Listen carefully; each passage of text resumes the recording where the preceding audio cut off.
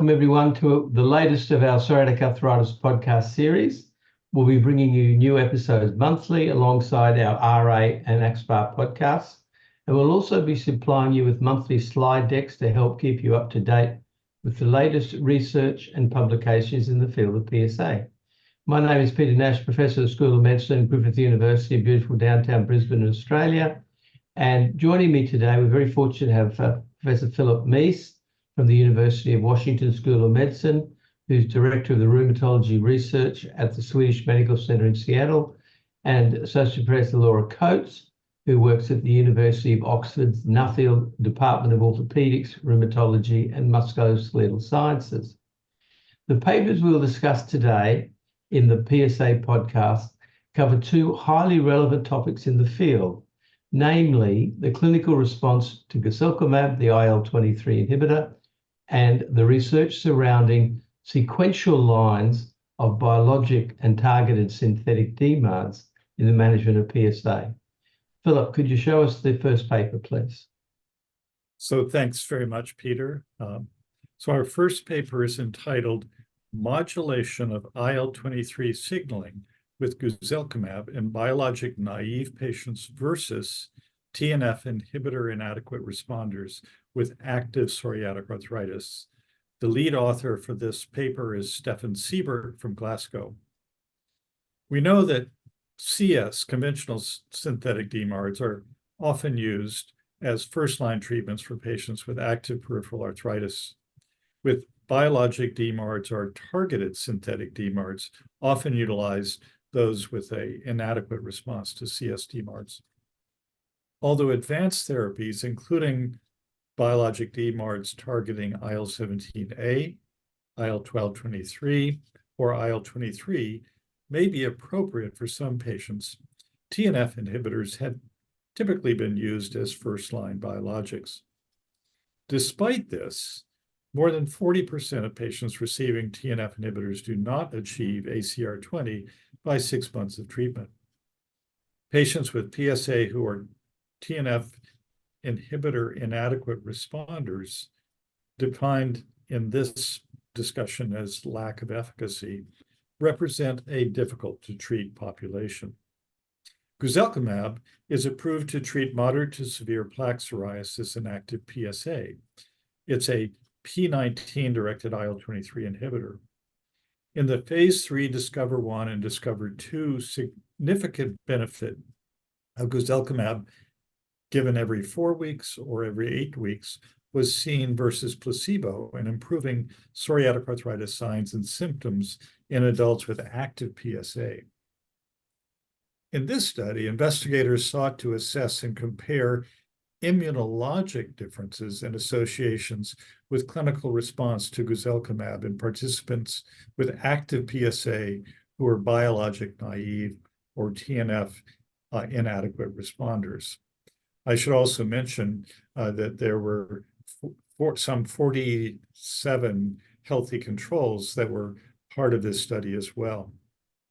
Methods included serum biomarker levels at baseline, and following treatment with Guselkumab 100 milligrams every 8 weeks, which is the approved dose, were compared between biologic naive, 251 patients, and TNF inadequate responding patients, and that was 93 patients. The subgroups were identified in the pooled Discover-1 and Discover-2 trials, which were the phase 3 regulatory trials for approval of Guselkumab, as well as the Cosmos data set. The Cosmos trial was in exclusively TNF inadequate responders. Baseline biomarker levels determined by achievement of week 24 clinical responses, such as PASI 75 or 90, IGA, meaning Investigator Global Assessment score of 0 or 1, clear or almost clear in the skin, and at least 2 points of improvement in that particular measure, and a 20% improvement or more in ACR20 response. They were compared between the various subgroups. What was found? So baseline serum levels of IL-17A, IL-17F, serum amyloid A or SAA, C-reactive protein, interleukin-6, and beta-defensin-2, which is a skin psoriasis marker, were significantly higher in both biologic-naive and TNF inadequate responder participants with active PsA than in the healthy controls that were looked at in this study. Several cytokines were more elevated at baseline in TNF inadequate responder than bio-naive patients, including TNF, IL-22, and BD2. Elevated TNF levels were postulated to be an adaptive response to TNF inhibitor therapy that leads to inadequate response. So it's a marker, if you will, on people who are having an inadequate response to TNF. Guselkumab was associated with a significant reduction in IL-17A, IL-17F, IL-22, SAA, CRP, IL-6, and BD2 levels in both biologic-naive and TNF inadequate responding participants. Clinical responders to guselkumab exhibited significantly higher baseline levels of several biomarkers than non-responders and trended higher in TNF inadequate ACR20 responders. So this teaches us that there are interesting and important differences at in immunophenotype between the bio-naive and bio-experienced population. And in both, we see that an IL-23 inhibitor, perhaps somewhat upstream from TNF and IL-17, has a significant impact on reduction of all of these various cytokines. The treatment was generally comparable and significant across IL-23, Th17 associated participants with PsA who were biologic naive or had TNF inadequate response. And in both subgroups, levels of these cytokines at week 24 with guselkumab reached or trended toward levels observed in healthy controls. Associations were observed between elevated baseline levels of IL-22, IL-17A, and BD2, with the achievement of robust skin responses at week 24 in the TNF inadequate responder participants. This suggests that guselkumab may play an important role in modulating aberrant IL-23 Th17 cell-mediated signaling in this difficult-to-treat population. So thank you, Philip. So can we have a take-home message for the clinician? Because biomarkers, although we've been seeking them out for many years, have been a little bit disappointing. And a skeptic would say all those elevated levels are probably no better than just CRP elevation by itself. So we're learning in difficult-to-treat PsA, which is now being defined, that which biomarkers are going to be predictive, which biomarkers aren't. What's the take-home message from all that work? So what I'm seeing here is that with treatment, I think one of the most interesting parts of this is that with treatment, say with the TNF inhibitor, there is a important shift in the immunophenotype of these patients, such that they become more resistant, if you will. They have higher TNF levels than when they were bio-naive. They have higher IL-22, BD2, these other biomarkers, which ultimately may end up in some kind of composite biomarker like the vector assay or similar assays. SAA, I would throw in there as well.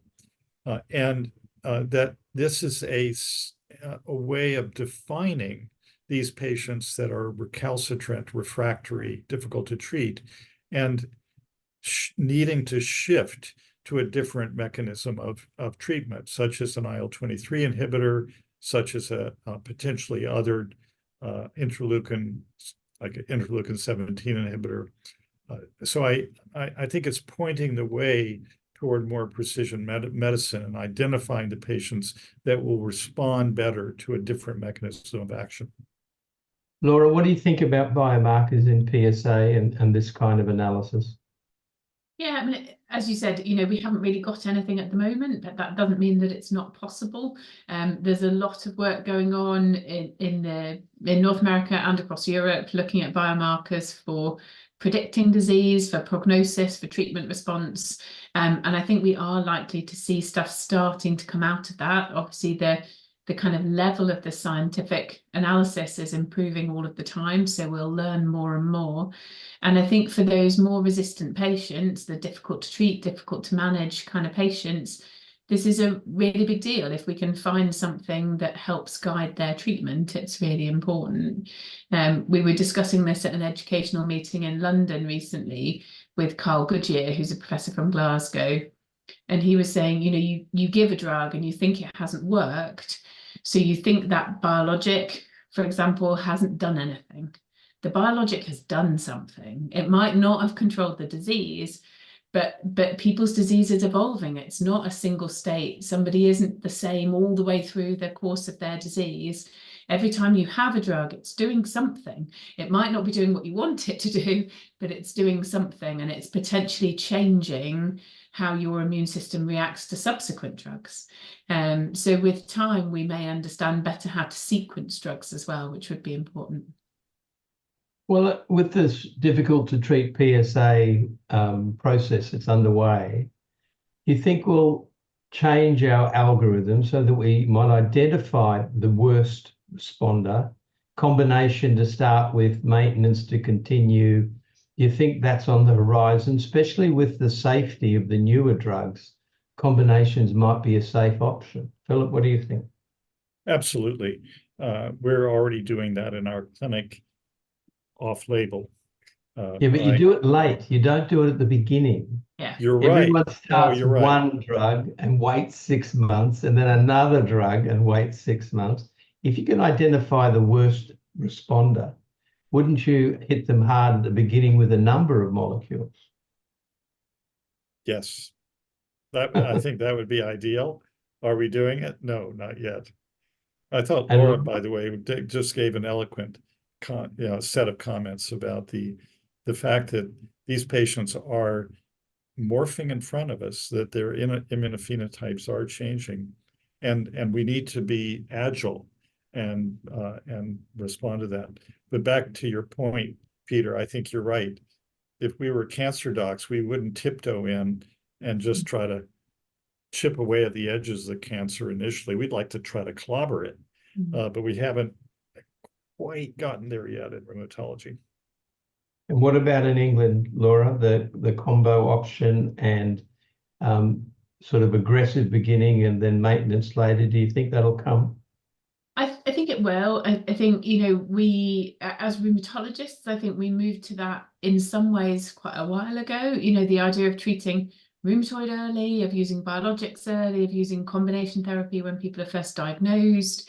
There've been a lot of trials around that. And in some of our other IMID kind of related specialties, that's still relatively new. So there's a relatively new study in IBD looking at intensive early treatment, which is something that we did, quite a while ago in RA and in PsA. But I think that's been easier with conventional drugs and combinations of conventional drugs that are cheap than it is to argue the cost effectiveness and the potential funding for doing that with biologics earlier or in combination. But it is definitely something that we've looked at. There've been a lot of studies about looking at using biologics earlier, and it's somewhat ridiculous that mostly the sequencing of drugs that we use now relates a lot to the order in which they were produced and developed. So, we use a lot of TNF first line because they're cheaper. We have ustekinumab as a biosimilar. Probably some of the R17s aren't that far away. So often our sequence of therapies sort of follows how they were discovered. But that's not a good scientific way for sequencing drugs. Maybe we should be using IL-23 first. Maybe we should be using IL-17 first. Maybe TNFs are better in patients who've previously failed interleukin drugs, and using them the other way around would be better. We just don't know until those studies are done. Yeah, interesting. We had a chat to Andy Cope this week in a podcast about the APIPRA study, trying to prevent RA developing in those at high risk but not yet RA. Any studies like that in PsA where you take people at high risk but don't actually have PsA and try and prevent its development? Do you know of any ongoing work? So there's been a few. I think the problem is how exactly you define it. So there've been some studies in Germany, but they have often used patients who had some level of arthralgia and psoriasis, and often some level of imaging changes. And in my clinic, patients who have arthralgia and imaging changes probably have PsA. So I probably treat them anyway. I'm not entirely sure that's preventing disease. I think you're hitting them really early. There obviously have been studies with Ustekinumab and with others in imaging abnormalities, patients who are completely asymptomatic. And there's a big study in the US currently recruiting, looking for patients who are higher risk, but again have some arthralgia and some ultrasound abnormalities, but no kind of obvious psoriatic arthritis. And so, they're getting 23 inhibition, are they? Yeah. Yes. Yeah. So I think that's coming, and obviously we're sort of lucky in that we get a lot of data. It's sometimes messy, but we get a lot of data in pre-PsA patients because psoriasis patients get the same drugs. So we have lots of registry data and studies looking at psoriasis patients, and we've kind of got an even easier reason to treat them than thinking of high-risk RA who otherwise appear healthy apart from a CCP. Excellent. So, Philip, any last comments on preventing PsA? None on preventing, but bringing back to a normal immunophenotype is something that is a kind of a holy grail. And we don't have CAR T-cell therapy for psoriatic arthritis at the moment to do so. But I'm reminded of the data from the Vega trial where putting together an IL-23 inhibitor with the TNF inhibitor, there was a not additive, but synergistically improvement of gene expression, reduction of pro-inflammatory gene expression, and increase of anti-inflammatory gene expression. So I think we're striving, especially now with these new combinations, to bring us to a more homeostatic, if you will, normal immunophenotype state. Excellent. So let's move on to our second paper, which looks at exactly this, the effectiveness of sequential lines of biologic and targeted small molecule drugs in PsA. This is a systematic review authored by Charlotte Gollins and co. And we'll hand it over to Laura. Lovely. Yeah, so that's a really easy segue from that discussion into this paper. So obviously we've talked just now about the fact that we have multiple drugs, but we also unfortunately do have patients who are difficult to treat, who are not responding to therapy in the way that we would hope.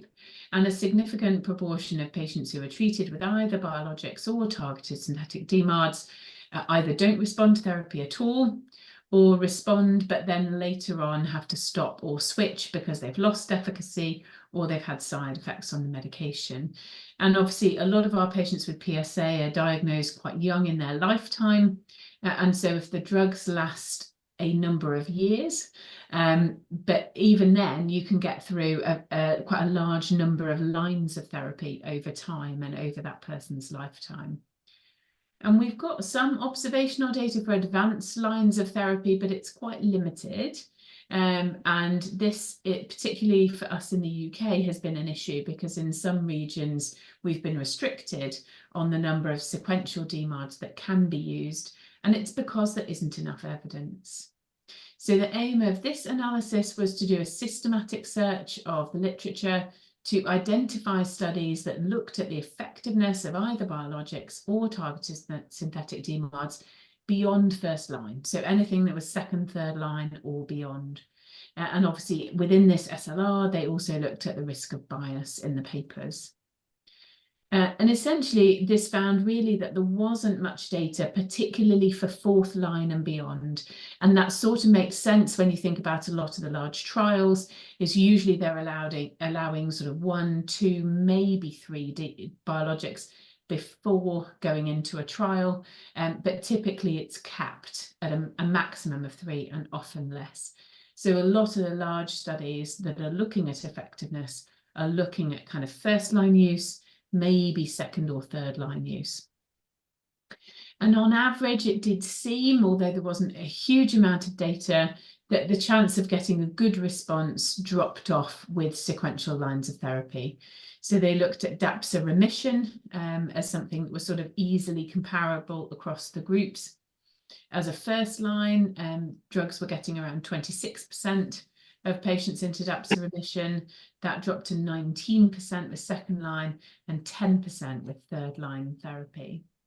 So it did seem that there is a reduction in effectiveness, and I think in clinic this kind of rings true to our experience. And also we've seen this from a number of registry studies kind of individually over the years as well. There's still really limited data around the targeted synthetic DMARDs. So obviously we've got much better data for biologics that have been around for longer, but there's still limited data in terms of registries and treating more resistant patients with the targeted synthetic drugs. And it's clear that second and third line drugs can work well, and in a proportion of cases they can get a good response. So there is definitely an argument for switching, but it does seem maybe that that response rate drops off. And beyond third line, there just isn't the data out there. But I think increasingly we have patients who are failing a third line therapy and are needing additional treatment beyond that. And obviously that's, you know, often are more resistant, are harder to treat patients with very resistant arthritis that can be really, really difficult to manage. All of the studies that they looked at had a serious risk of bias within them, so they weren't predominantly randomized controlled trials. They're mostly observational data, particularly for those advanced line of therapy. And I think it's clear that we do need further studies to try and look at that response in this important kind of difficult to treat subgroup. Yes, it's very challenging, isn't it? Because if the best we can do is 26% DAPSA remission with our very first drug, we've got a long way to go. And the PsA patients seem to switch and change more frequently than our AS patients, for example, or even our RA patients. Philip, why do they stop and switch? Why is that response rate so low, even in clinical trials where the people are healthier to get into the trial, but have to have active disease? Is it the measurement the problem or the response the problem? I think more the response than the measurement. And part of the issue too is the fact that we have more than one domain. Like in RA, it's fairly homogeneous. We're looking at synovitis, really a single target. And other than the sort of systemic manifestations of the disease, whereas in PsA, we might have different cytokines and cells that are driving spine involvement, enthesial involvement, synovitis, skin disease. And so what we find sometimes is that that the domains don't respond in a homogeneous fashion, and we're left with one or two domains that are hanging out there, and then we decide to switch in order to try to get better effect, say in the skin, or better effect in the spine. And we find ourselves sort of chasing, getting all of those domains to be quiet. That's why I think it's important, to understand, are we chasing truly refractory immunologic disease that's active and could be shown in an ultrasound of the synovial tissue, or is it, or a MRI of the spine, or are we chasing a more fibromyalgia type manifestation? The other, and then I come back just to the point that I'm to the Vega trial and the fact that we're seeing a trial now being conducted in psoriatic arthritis with a combination. I think that's where we'll see the overall best results for those truly immunologically refractory patients that Laura was describing in the third and fourth line. We really have to go after those aggressively.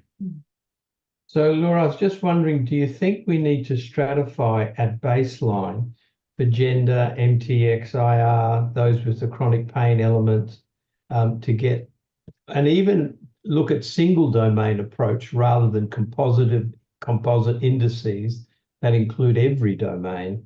Because we might find some drugs are fantastic for one domain but not for another, so the composite doesn't get over the line. What do you think? Yeah, so I mean, we have got to, and I think already do, treat patients as individuals. I think we're getting better at the kind of precision medicine approach to planning treatment, but there's still a lot we don't know. You know, we know that women generally have lower responses than men, but unless we have specific data about exactly which drug we should use or whether a combination is beneficial, then having a kind of blanket women don't do as well doesn't help if you're a woman. It's good news if you're a man, but not something you can change otherwise. I mean, I think the concomitant methotrexate, again, we still don't really understand. We've got good or better data on the TNF inhibitors, but really limited data on non-TNF biologics about whether methotrexate is helpful in concomitant use over time. So I think there's a lot more that we could understand from looking at real-world data, registries that allow us to study patients all the time.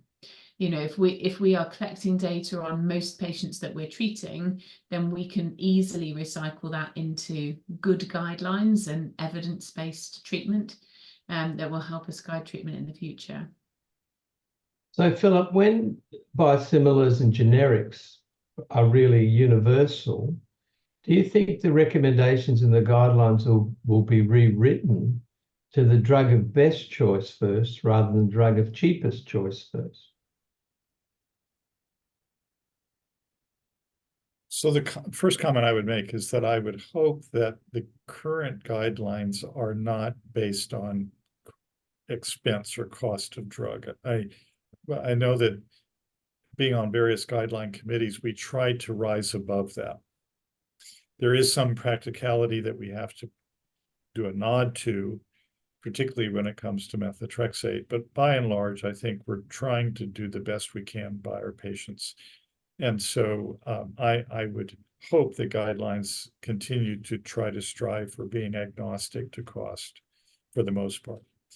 Having said that, I do think that as we move beyond, so Laura, I thought it was good the way Laura referred to the fact that we tend to use these drugs in historical sequence of when they were approved. We're going to get to a stage where that is no longer going to be the case. And I think we'll try to figure out, based on biomarkers, what's going to be the best therapy for this, what best mechanism for this patient, or what best combination of mechanisms will be best. And that's we'll go in that direction. It won't help countries that are under-resourced for buying these medications for their populations. In the US, we have the luxury of being able to have access to most of these. That's not the case in many parts of the world.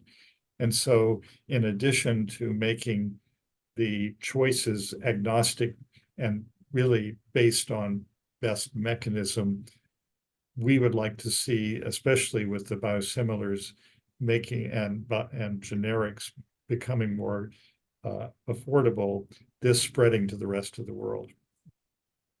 And so finally, Laura, any take-home message from that second paper you'd like to pass on? I mean, I think the main thing is that we need more evidence. So that there is some data out there that switching works. It's in the recommendations.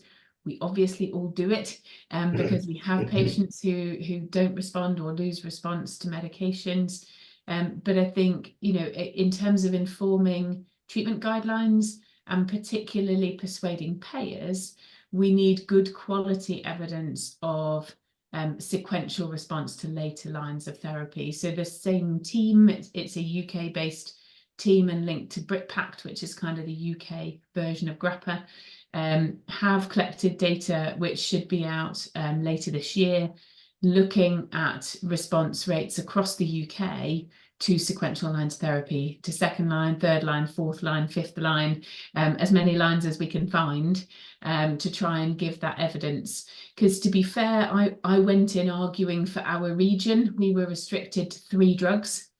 And I went in and argued that this shouldn't be the case. And they said, where's the evidence that they work in a fourth line situation?